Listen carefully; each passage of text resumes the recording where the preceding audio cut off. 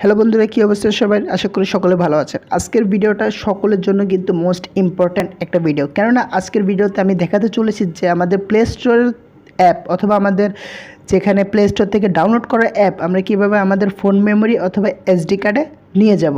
So এটা কিন্তু আমরা প্লে স্টোর থেকে কিন্তু কোনোভাবে এটি সম্ভব না, পসিবল না। এই কারণে আমাদের একটি অ্যাপ্লিকেশনের প্রয়োজন। সো আমি অ্যাপ্লিকেশনটি কীভাবে ইনস্টল করবেন আমি ভিডিওর শেষে আপনাদেরকে জানিয়ে দিব।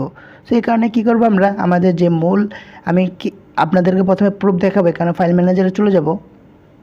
ফাইল ম্যানেজারে যাওয়ার পর এখানে আমি কি করব, অলরেডি আমাদের যে ফাইল আছে এখানে কিন্তু আমি অলরেডি 4টা অ্যাপ কিন্তু নিয়ে এসেছি। সো আমরা কী করব, আমাদের যে মূল অ্যাপ্লিকেশনটি আছে অ্যাপ্লিকেশনটিতে চলে যাব।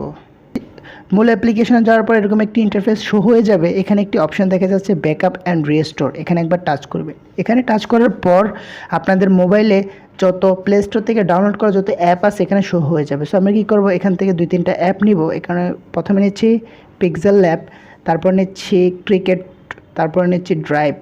এগুলো নেওয়ার পর কী করব, আমরা এখানে একটি অপশান দেখা যাচ্ছে ব্রেকআপ, এখানে একবার টাচ করব।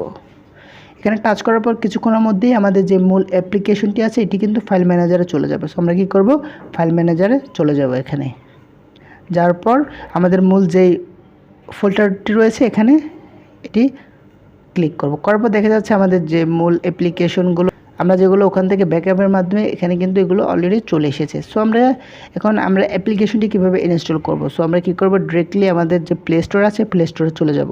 প্লে স্টোরে যাওয়ার পর আমরা এখান থেকে সার্চে লিখব অ্যাসিস্ট্যান্ট ফর অ্যান্ড্রয়েড। সো আমরা এটা সার্চ দেবো। সার্চ দেওয়ার পর অ্যাপ্লিকেশনটি শো হয়ে যাবে। সো আপনারা এটি ইনস্টল করে নেবেন। আর আমি যে প্রসেসটি আপনাদের দেখিয়ে দিয়েছি ওই প্রসেসটির মাধ্যমে আপনারা খুব সুন্দরভাবে প্লে স্টোরের যে কোনো ধরনের অ্যাপ আপনারা আপনাদের সেট মেমোরিতে অথবা আপনাদের এসডি কার্ডে নিয়ে যেতে পারবেন। সো আমার ভিডিওটি যদি আপনাদের ভালো লেগে থাকে অবশ্যই একটি লাইক দেবেন এবং কমেন্টে জানিয়ে দেবেন আপনাদের প্রয়োজনীয় মতো। সো আজকে এই পর্যন্তই। আল্লাহ হাফেজ।